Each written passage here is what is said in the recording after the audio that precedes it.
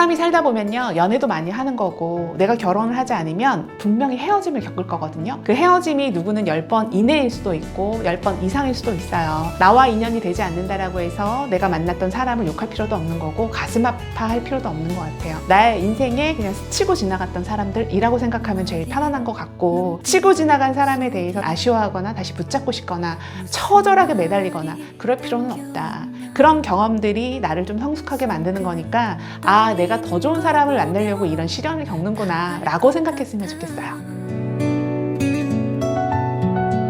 사랑은 수수께끼 같아. 안녕하세요. 연애 읽어주는 여자입니다. 피디님, 네. 연애용 남자, 결혼용 남자 다른가요? 연애용, 결혼용 이 어감이 좀 별로긴 한데, 제가 예전에도 연애용 여자, 결혼용 여자 이런 컨텐츠를 한번 찍은 적이 있는데, 여자가 바라볼 때 아, 이 사람하고 연애는 하고 싶다, 그런데 결혼까지는 먼 얘기인 것 같고, 왜 나의 결혼 계획이 2년 이후야, 지금 당장 결혼하고 싶은 마음은 없어, 그랬을 때는 사실 연애를 하고 싶으니까 연애용이 되는 거고, 그러면 어떤 남자와 결혼을 하고 싶은지 그것도 좀 중요한 것 같은데, 이거를 좀 구별지어서 제가 오늘 싹 정리해 드릴게요. 먼저 연애용 남자는 일단 내가 설레임을 느껴야 돼.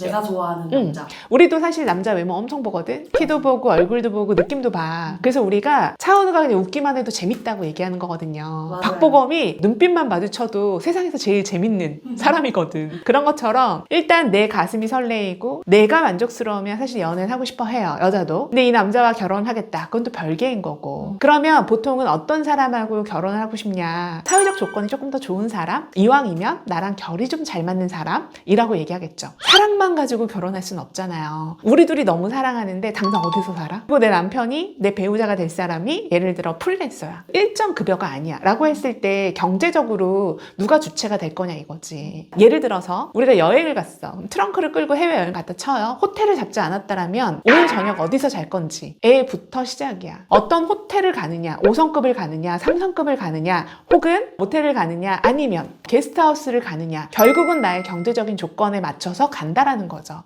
결혼도 똑같다라고 생각해요. 결혼의 준비가 되어 있지 않은 사람과 내가 사랑을 했어. 근데 사랑만으로 힘들다라고 얘기하는 게 당장 어디서 살 거며 기타 등등의 여러 가지 부분들이 생기겠죠. 현실적 조건에 맞 부딪힌다라는 거예요. 그래서 저는 제일 중요한 건 뭐냐면, 내가 몇 살일 때 결혼을 생각하고 있는지, 그리고 또 내가 결혼을 함에 있어서 얼마나 내 스스로가 준비가 되어 있는지. 그 준비는 두 가지입니다. 내가 정서적으로 독립이 되어 있는지, 경제적으로 좀 독립이 되어 있는지, 아니면 어떻게 그 두 가지를 해결할 건지 좀 성숙한 마인드로 해결할 수 있는지. 그런 마인드라고 하면 내가 지금 만나는 사람과 연애뿐만 아니라 결혼도 할 수 있겠죠. 근데 예를 들어서 내가 어떤 말을 했을 때 상대방이 늘 꼬아서 들어, 그리고 비난을 해. 여자가 예를 들어 경제적 능력이 되는데 남자는 예를 들어 능력이 여자보다 떨어져. 그러면 대부분의 여자분들이 뭘 얘기하냐면, 다 괜찮은데 자격지심 있는 거 못 만나요. 저보다 능력이 떨어지거나 돈을 못 벌어도 저는 괜찮은데 그 남자가 나에 대해서 경쟁심 또는 시기 질투 또는 자격지심을 느낀다라고 하면 그런 사람과 어떻게 결혼하겠습니까? 라는 얘기를 많이 하거든요. 예를 들면 장윤정 씨와 도경환 씨가 결혼을 했을 때 다 놀랬잖아요. 장윤정 씨는 사회적으로 경제적으로 여유가 있는 사람이었고, 도경환 씨도 물론 여유가 있지만 장윤정 씨만큼은 아니잖아요. 근데 두 사람이 결혼을 했을 때 그 합이 잘 맞잖아. 예를 들어 윤정 씨는 남자가 좀 자상하고 따뜻하고 지적이고 날 사랑해주면 돼 라는 포인트에서 합이 잘 맞은 거고, 또 남자 입장에서는 나는 나보다는 여자가 좀 리드해도, 나보다 능력이 좀 있어도 난 자격지심 느끼지 않고 그걸 존경할 수 있어. 그러면 서로의 합이 맞는 거거든요. 이럴 때는 결혼이 너무 잘 되는 거지. 그리고 장윤정 씨가 남자를 볼 때 사회적 조건만 봤다라고 하면 더 좋은 조건의 남자를 만났을 거예요. 그렇지만 그랬을 때 자기를 따뜻하게 바라보고 다정하고 뭔가 위해주는 느낌이 좀 덜했겠죠. 그래서 저는 결혼 되게 잘하지 않았나라는 생각이 들어요.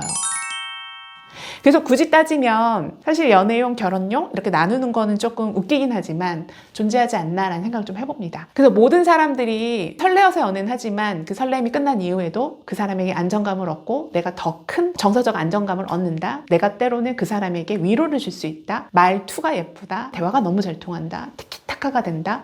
유일하게 그 사람 앞에서는 내 방어 기제가 다 무너지고 나의 본능적인 모습이 나온다. 원초적인 모습이 나온다. 또 때로는 울기도 하고 징징거리기도 하고 내가 어떤 모습을 보여줘도 그 사람이라면 내가 방어 기제 해제하고 너무나 안정감 있게 할 수 있다.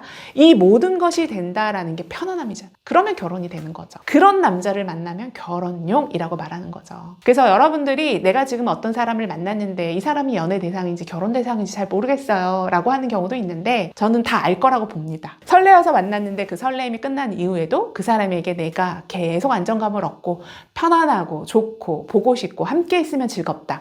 그러면 그 사람과 연애용에서 결혼용으로 디벨롭이 되는 거겠죠. 사람이 살다 보면요, 연애도 많이 하는 거고 내가 결혼을 하지 않으면 분명히 헤어짐을 겪을 거거든요. 그 헤어짐이 누구는 10번 이내일 수도 있고 10번 이상일 수도 있어요. 나와 인연이 되지 않는다라고 해서 내가 만났던 사람을 욕할 필요도 없는 거고 가슴 아파할 필요도 없는 것 같아요. 나의 인생에 그냥 스치고 지나갔던 사람들이라고 생각하면 제일 편안한 것 같고, 치고 지나간 사람에 대해서 아쉬워하거나 다시 붙잡고 싶거나 처절하게 매달리거나 그럴 필요는 없다. 그런 경험들이 나를 좀 성숙하게 만드는 거니까 내가 더 좋은 사람을 만나려고 이런 시련을 겪는구나 라고 생각했으면 좋겠어요. 지금까지 연애 읽어주는 여자였습니다. 감사합니다.